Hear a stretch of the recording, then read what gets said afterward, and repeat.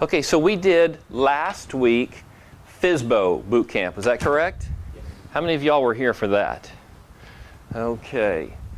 How many of you all have done anything with FSBO since then? And I would count studying the material, or just reviewing the scripts, or knocking on a door. Anybody done anything at all? I just did computer research at one. But Okay. Okay. On a particular FSBO seller or on a FSBO service? No, on a particular address. Okay. All right. So you're getting prepped to go knock on the door? Well, it's vacant, so that's why I was. Okay. There's no one in it. So Harris County Appraisal District, that'll get you. Is that where you went? Okay, great. Okay, so did I tell you all my FSBO story last week? I have one FSBO in my neighborhood, and I had gone by and knocked on the door and left exactly the information that we talked about in class.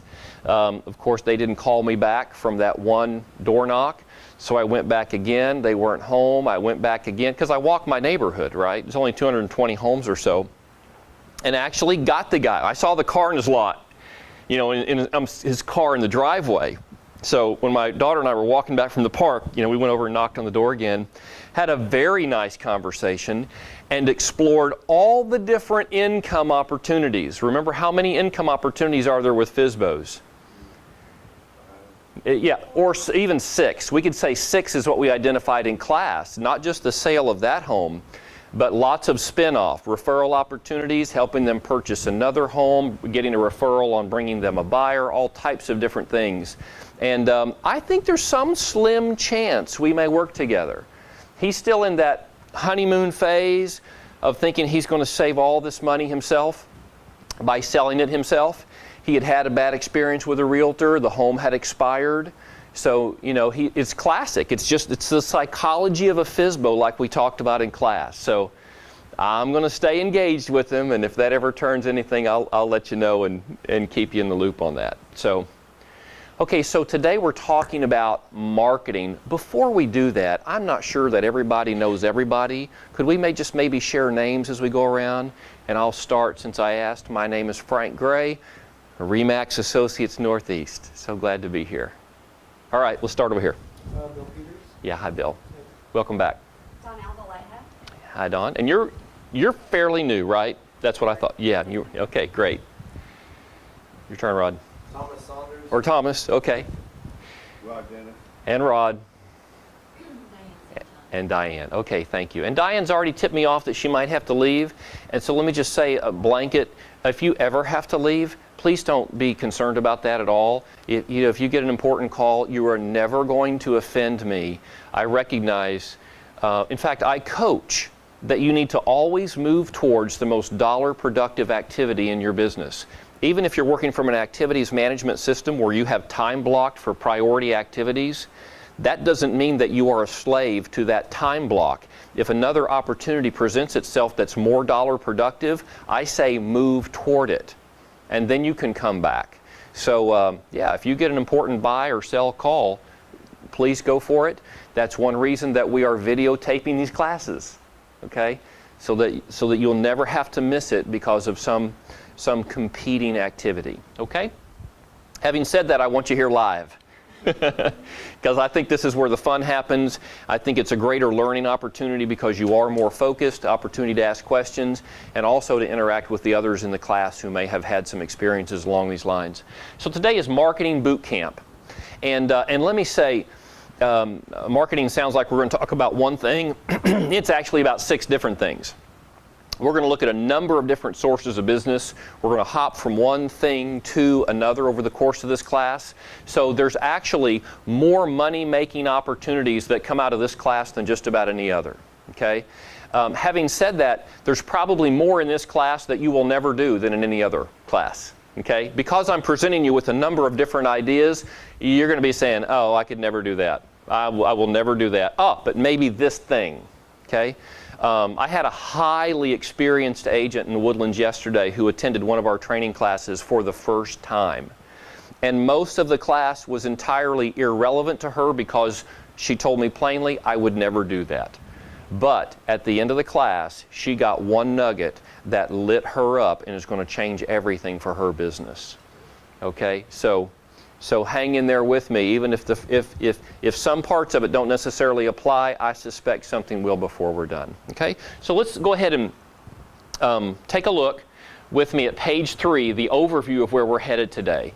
The purpose is to teach proven approaches for effectively leveraging off of existing working relationships. Okay, so it's not primarily focused on generating new relationships, but with the people that you already know, perhaps have done business with, or in your network of friends, how can you derive business from that? Expectation. After this class, you should be confident enough to market working relationships with a win-win attitude. That just, sounds like frou-for-all right now, but those words will actually make sense as we work through this. The result, 16 to 260 additional closings. All right, who wants an extra 260 this year? Okay, that sounds a little unrealistic, isn't it? It is for a Tier 1 agent, yes. Okay, so that's obviously the outer edges of possibility. If you implemented all 5 prospecting sources and all 5 marketing sources at proficient levels, and to do it at proficiency levels, that means you've built an entire team, 8 people on your team. These strategies will get you to $165 million in annual production. Okay, how many of us are there right now? None of us. So when you see numbers like this, just understand, if I want to go there within 5 years of really focused effort, I could get there. Okay. But don't think no, that it's unrealistic. It's just a future opportunity if you want to go there. All right. So here's the plan. And by the way, several of you have been in class a couple times. What is this little graph in the middle of the page? What do we call that? This is the operational model. Have you heard that phrase? Okay. So what that means is we begin with our prospecting sources, and there are 5. We've already talked about them in previous classes. The FSBO, open house, expired, network. What's the 5th? I left the easy one for you all. Farming, because it's right there on the page for you, okay? So very specifically today, we haven't listed the other 4 sources here because we're not going to talk about them. But we are going to talk about farming, and very specifically geographic farming, because there's many ways to farm. Demographic farming, professional vocation farming, all types. But very specific, you could farm new home sales associates, a very profitable farm. But very specifically, geographic farming. So that's one prospecting source. And what differentiates prospecting from marketing is prospecting is opening up relationships with people that you don't know. Marketing is leveraging off of existing relationships. So I said this class is primarily about leveraging off existing relationships, but the exception to that is this prospecting source. We are going to talk about opening new relationships in our geographic farming discussion this morning. Okay? Everything else will be off existing relationships. So when we farm, what kind of relationships are we trying to obtain? New. What would the other opportunities be? For example, if we were in our network, what kind of opportunity would that be? A referral or a repeat. Okay, so there's 3 types of leads that can be generated: new, referral, repeat. This strategy is specifically focused on new for our farming. There are 2 types of leads that we can convert out of that, either buyers or sellers, and in our farming campaign we can get both. Once we have that relationship, we're going to enter them into our client care systems, and we'll talk about those very specifically in the client care boot camp, which is already on the calendar. Once we're in that relationship, we can begin to market it, and the simplest explanation of that is you put a yard sign in front of the house. And what happens then? When you put a yard sign, the phone starts ringing, right? People start calling you. So you have an existing relationship, you market that relationship, the phone rings, and you have the opportunity to generate additional leads. Okay, that's why we call this the wheel of abundance, or the cycle of abundance. It's not just the yard sign, it's the home ads that you place. It's internet ads that you can run. It's a just listed and just sold campaign that you can launch as a result of that relationship. And all these present an opportunity out of an existing relationship to generate more business. So today we're primarily focused on these 5 marketing sources. That's why we call it the Marketing Boot Camp. Okay? So I'm just laying the landscape out for you. You got your mental grid? Ready to jump in? Start down the path? Okay, so here we go. Financial consequences. This is very specifically of the geographic farm strategy that we're going to look at over the next few minutes. Okay? And let me walk you through this, because if you were just staring at it without explanation, it might not make a lot of sense. What, do you not have a manual? Well, I have one. I printed it out and left it in my car. Well, I have an extra. I don't want to write So on you're it, welcome to I'll it. give back. I don't want it back. No, I don't have room for it. I've got a couple more. Does anybody need one? Dawn, you need one? You're good? Writing Okay. things down though helps me retain it too. Okay, well that's all right. It's yours to do whatever you want. Okay? All right, so let's look at the smart farm financial consequences. What we're going to say is that if you start with a farm of 250 addresses, this is what you can expect in terms of results. And before we do this, let me just ask, how many of you have any experience with geographic farming? When I first started out, I did it highly successful. And then I got so busy. Yes? To do it. Okay. I wasn't so busy anymore. Right. The pipeline got so full, you stopped filling it, and then boom, out of business. But it costs if you get one deal out of it. More than Yes. Yes. Diane, your experience has been replicated by millions of other agents. And we're going to share with you how to avoid that boom and bust cycle. That's part of what's on the screen right now. Who else has done geographic farming? Are you doing it now? What's been your experience? Well, when I was at Remax Vintage, we had a certain area that we were farming. And, Yes. it didn't work out as well. I mean, it just took forever. Yes. It does take a long time. Yeah. It took it really kind of a year before you got any real results Mhm. from Mhm. we were doing direct mail and things like that. Okay, direct mail, how often? It was, I think it was twice a month, Okay, postcards or letters? postcards. Okay, and what was the content of the postcards? What was the message? I actually don't even remember. It was a couple years ago. But, Okay, no problem. It was advertising, just the name. Here's our team, here's who we are, we're glad to help you, we're highly professional. Okay, great. All right, well, I appreciate that. That's going to help me understand kind of the different experience levels with this as we go through. I'm going to coach you around a very specific farming strategy. That's not to say that other strategies are not equally or even more effective, but this strategy has been proven to generate the results that I'm going to share with you. Okay? So here we go. If you start with a farm of 250 homes, that gives you 250 prospects. Over the course of a year, if you mail 12 times, which is what we're going to coach you once a month, that's 4,500 mailers at a cost of 50 cents a mailer. And by the way, before we're done, you remind me if I don't, I'm going to share with you a way to dramatically lower that cost. I mean dramatically, okay? But let's say 50 cents, just to stay with our example. Total investment over the course of a year, $2,250. A conversion rate of 1%. That's 1% of these 250 homes. That means a total of 3 transactions for the year at an average sale price of $150 and a 3% commission rate. Total GCI from that source, $13,500. Okay? What we're going to recommend is that you take that $13,500 and reinvest 25% into your farm. Because you're already investing $2,250, right? Maintain that investment. Take 25% of this $13,500. Now you have a budget of over $4,000, enabling you to mail to an additional 313 prospects. Total prospects 563. Total mailers 8625. Follow down. The conversion rates are staying exactly the same, but now you've got 6 transactions instead of 3. Total revenue $27,000. Again, Maintain a reinvestment strategy, 25%. Now an additional 630 people you're mailing to.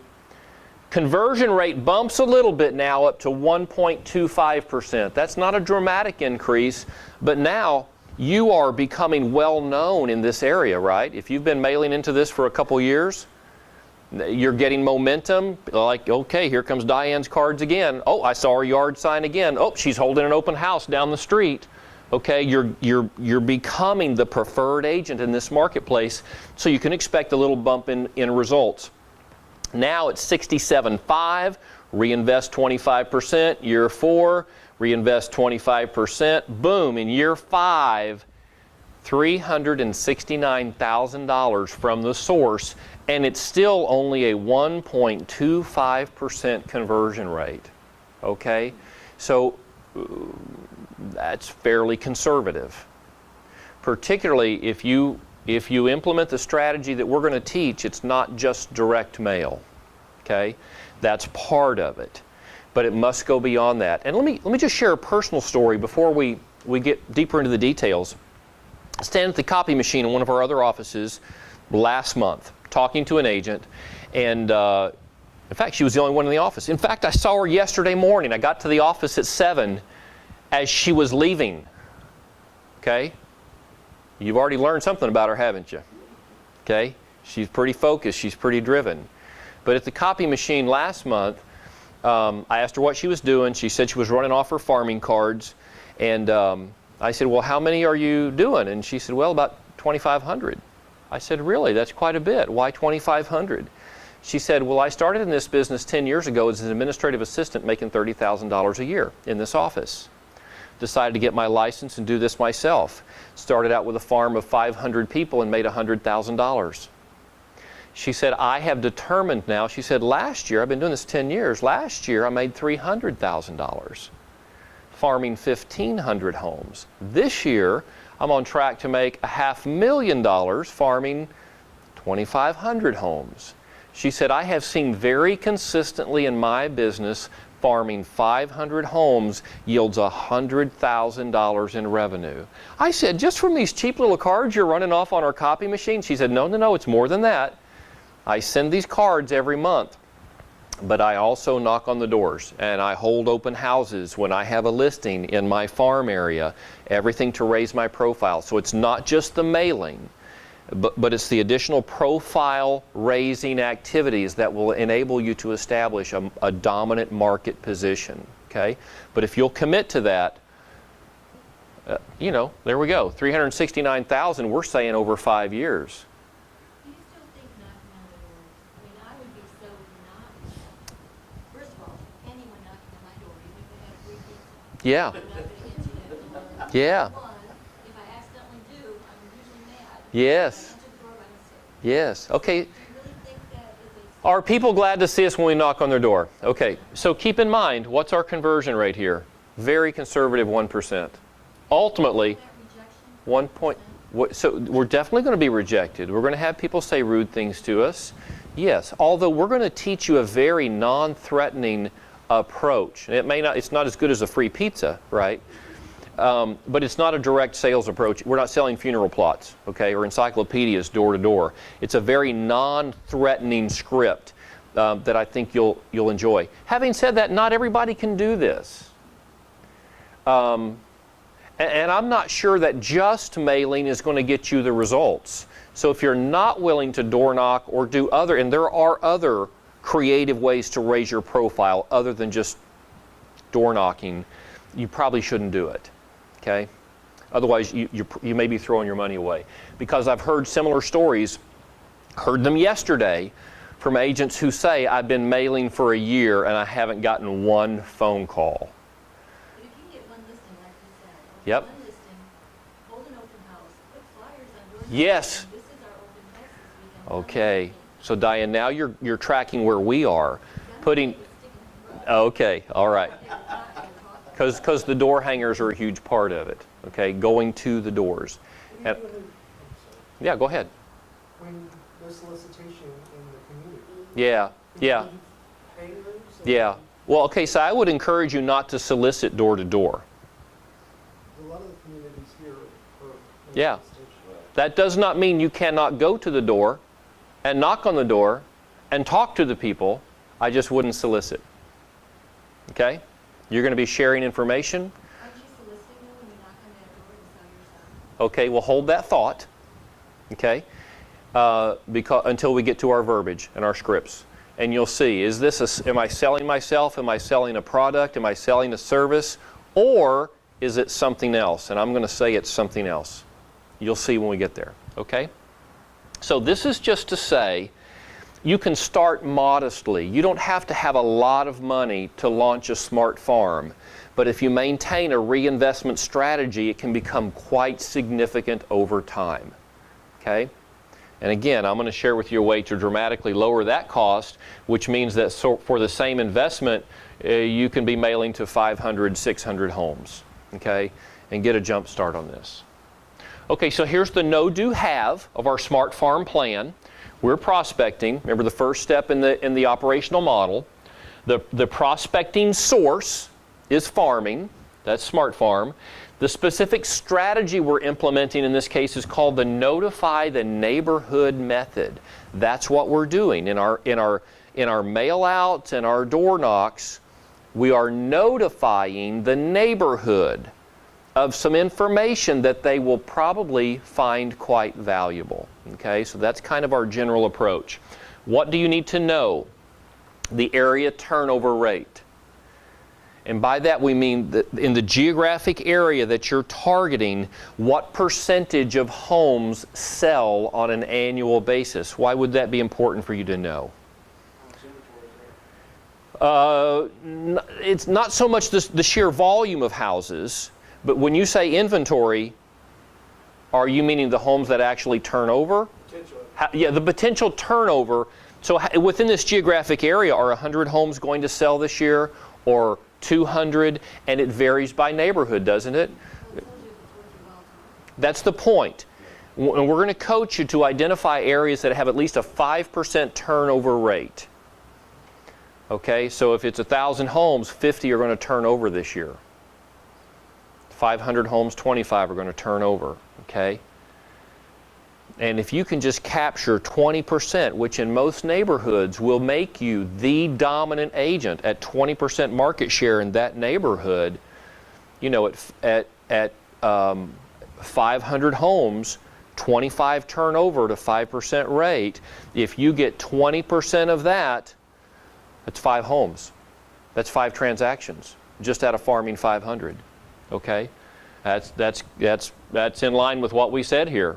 You know, 6 closings right here, farming 563 total. Okay? So basically a 20% market share. By the way, do you know of any agents who have 20% market share in a particular neighborhood? Yes. So that's not unrealistic. No. I think I've told you my mother moved here she had about a 2-year licensee in Missouri before my dad got transferred down to this area. This is back in the 80s. Moved into Champion Forest, aligned with a new company, and within 2 years she had 50% personal market share in her Champion Forest neighborhood. Literally half the signs had my mom's name on them. Okay, so I can tell you by personal experience. Yes. I felt like a rock star driving through the neighborhood. That's my mom. That's my mom. Okay? So yes, it's absolutely possible. Okay? So you need to know the turnover rate. You need solicitation dialogue. This is what you say at the front door. You need move-up buyer dialogue. But all that's going to be provided. What do you need to have? 8 in 8 postcards. And I'll explain what that means. Neighborhood update cards, a neighborhood website, optional. We'll talk about that. And a tracking sheet. Okay? So this stuff I'm either going to give you or you can obtain quite simply, with the exception of the website. Although I'm going to share with you an idea to do that really simply as well. Okay? That's not in your notes, so you'll need that pencil, Thomas. Okay? All right, smart farm basics. Okay, why to mail? So let's just start with a little bit of motivation here.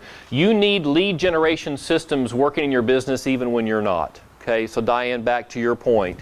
You need lead generation systems that are 24/7 all the time. So if you're busy working with clients, you're still generating leads. If you're taking that well-deserved cruise, you don't even have phone service, your business is still generating leads. A geographic farm will do that for you, okay? Because you never know when they're going to pick up that postcard and say, you know what, we need to call Thomas. It's time, okay?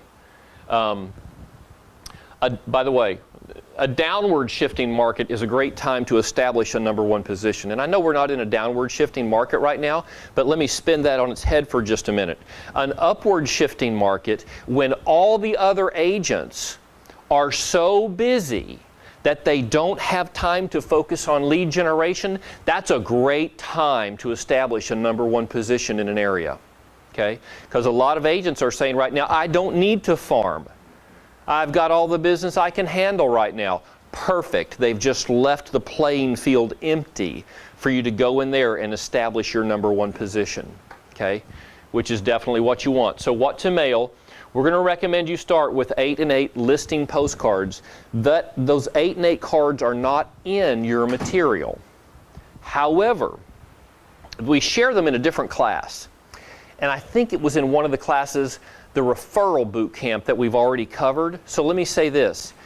If you like what you hear and you say, I want to start with the 8 and 8, just tell me and I will email that content to you. In fact, you already have it.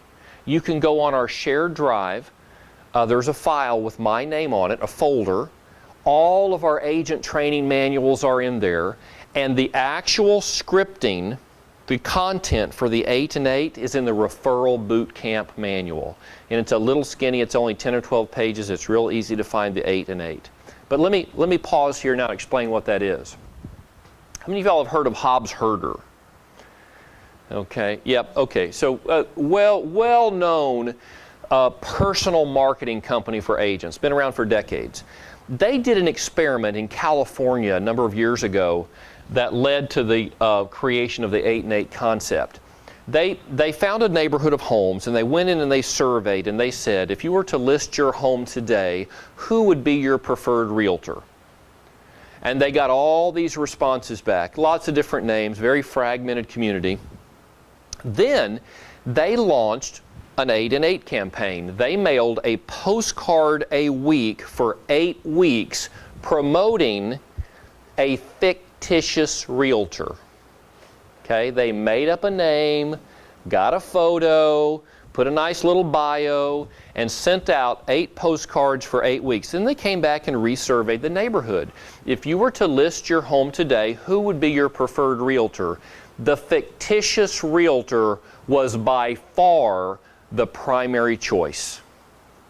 So what they determined from that study was you can buy a number one position in any preferred market area within 2 months.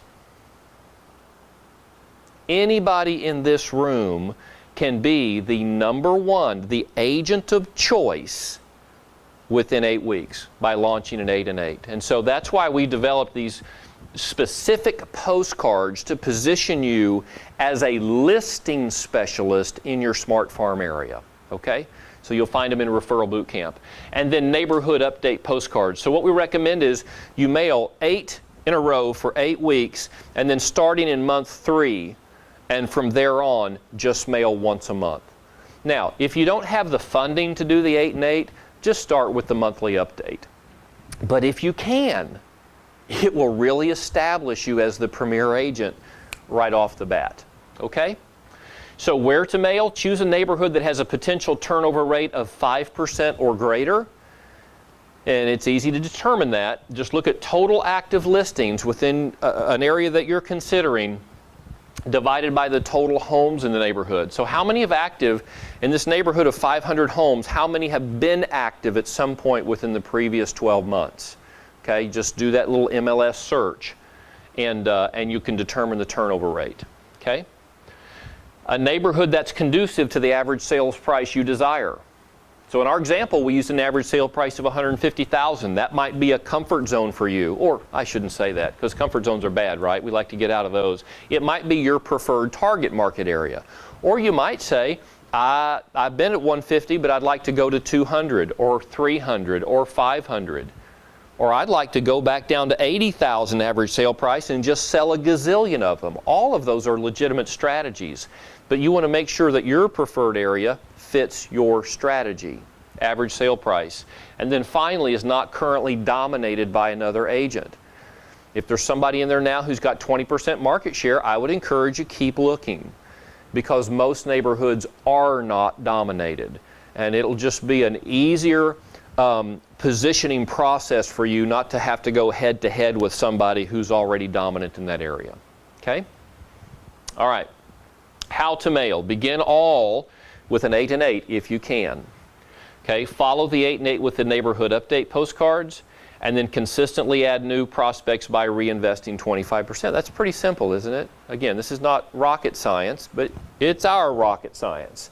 And so the challenge is not necessarily understanding what to do, it's doing it. Okay, it's taking action. So when to mail? The 8 and 8, 1 card a week for 8 weeks, neighborhood update 1 a month. Beginning the 3rd month and continuing, by the way, what's the last word on the page? Forever. Okay, several of you have already mentioned this who've had experience. This is not a short-term strategy. You have to be committed to it. So I would say be extremely intentional about the area that you select. Make sure it's somewhere that you really want to work, that it's convenient to your home and to your office. Maybe it is your neighborhood where you live. Okay, and then expand out from there because you need to commit to it for the long term. Okay, yes? I have 2 questions on this page. The first one is that the lead generation system. Yes? Who do we use, or what companies are out there that we could purchase into? You mean to send the postcards for you? Yeah. Yeah, okay. I'm going to recommend that you do it yourself. There are lots of companies out there who will do it for you. Okay, like Sensations, and that you can choose recipe cards, you can choose homeowner tips, you can choose green gardening. They have hundreds of campaigns. You just upload your contact list. If you don't have one, they'll sell you one, and they'll do everything. The cost is pretty high.